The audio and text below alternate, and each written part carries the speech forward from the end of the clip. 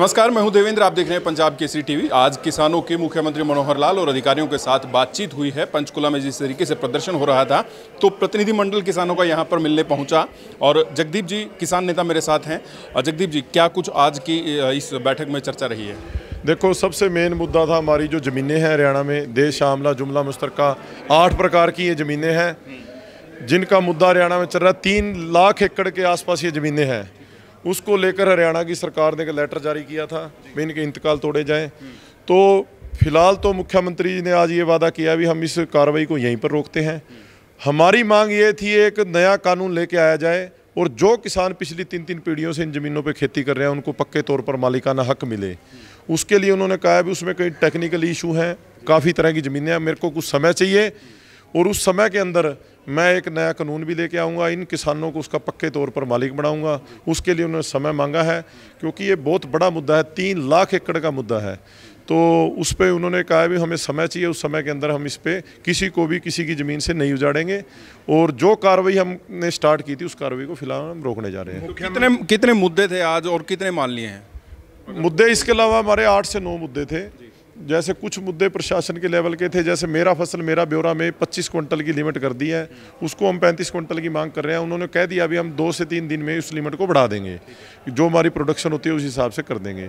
और इसके अलावा और एक लंपी वायरस आया हुआ है, उस पर हमारा मुद्दा, तो उस पर भी उन्होंने कहा है भी जिन पशुओं की मौत हुई है, जिन किसानों का नुकसान हुआ है, उसमें जो मतलब बीमा है उनको बीमा मिल जाएगा, नहीं बाकियों को हम मुआवजा उपलब्ध कराएं।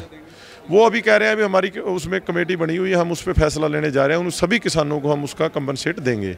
इसके अलावा हमारा जो हमारी स्पेशल गुरुद्वारा जो जल भराव से नुकसान हुआ है हमारे हिसार में, जींद में और सरसा ज़िले में कपास की फसल के अंदर और धान के अंदर नुकसान हुआ है। बोनी फसल, जो बोनी इस बार फीजी वायरस आया जिसकी वजह से धान के छोटे पेड़े रहे हैं, उस पर भी उन्होंने कहा है भाई हम इसकी स्पेशल गिरदौरी करवा के और इनमें किसानों को उचित मुआवजा दिया जाएगा। आज का जो आंदोलन था, पट्टेदारों की जो बात थी, मुख्यमंत्री जी ने उस मामले में जो बाकायदा उन्होंने स्पेशली कहा कि जैसे हमने म्यूनसिपलिटी का कानून बना के जो 20 साल से काबिज है उनको अलाटमेंट कर दी और हमने करा साहब कुपियों में 12 एकड़ ज़मीन 5 करोड़ में लेके उन लोगों प्रशासन के खिलाफ कंटेप्ट भी पड़ी हुई थी सुप्रीम कोर्ट में, हमने वो हल कर दिया।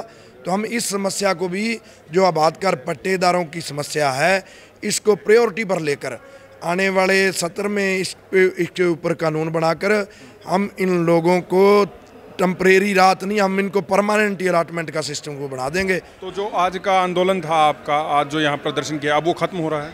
वो हम वहाँ अपने किसान साथियों के साथ जाएंगे, उससे जो ये यहाँ बातचीत हुई है प्रशासनिक अधिकारियों से, मुख्यमंत्री जी से और अपने साथियों को बताएंगे।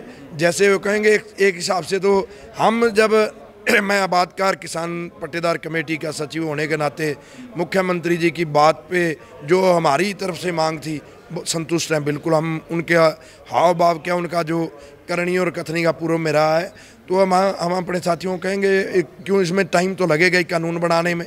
ये हमने अगर बाज़ार से कोई चीज़ भी लेनी हो, रजिस्टर्ड करवानी हो तो उसमें भी टाइम तो लगता ही है। तो फिर अब इसके बाद जैसे आज तो आपकी मुलाकात हो गई, आगे कोई मुलाकात का वक्त रखा है या मांगे मान लेंगे और अब आप विश्वास मानते हैं? मुख्यमंत्री जी ने कहा है ज़मीनों के मामले में आप जो भी आपको उचित सुझाव लगता है आप हमें दें।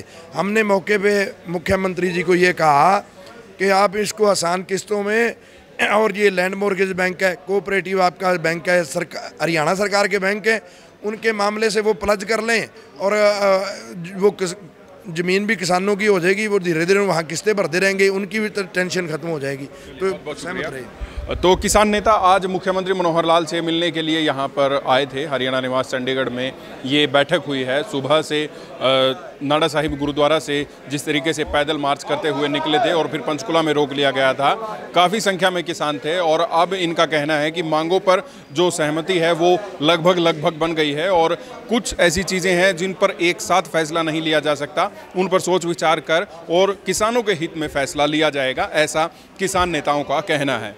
मैं हूं देवेंद्र, कैमरा के पीछे मेरे सहयोगी रजत। नमस्कार।